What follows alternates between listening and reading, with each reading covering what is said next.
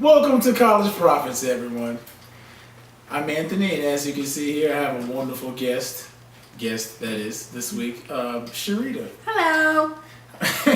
And being as that we're getting real close to college football season, I can smell it. Like, matter of fact, next episode we'll have some scores, some highlights, some stuff like that to talk about. But as for right now, since we're still in, I guess, what would you call this, preseason, or that gray area in between, we have a bunch of other junk to talk about.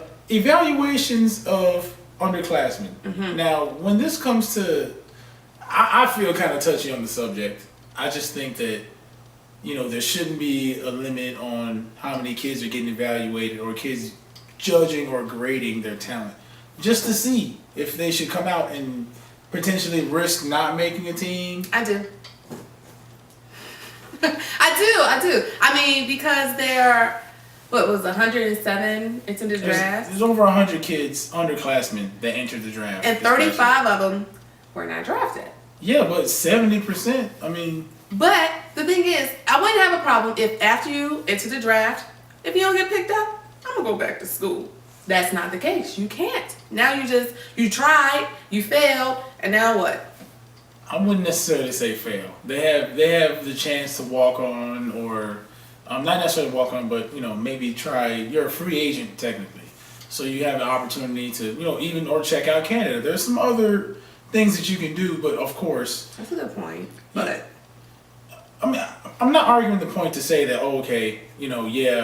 that's completely right. We should keep the system the way it is. I just think that teams should be afforded the opportunity to evaluate as many kids as they want.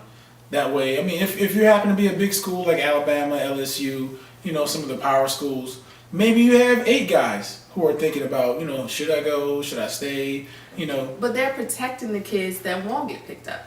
It's like, you try, I mean, it's like, look, we're going to put a cap on this because it's too many of you throwing away, your education to try to get into the draft early. So we're going to put a limit on this. Yeah, but all I'm saying is the schools are acting like they don't necessarily want to protect their interests by keeping the good players there a little longer, or the marginal guys a little longer that can help us win for another year.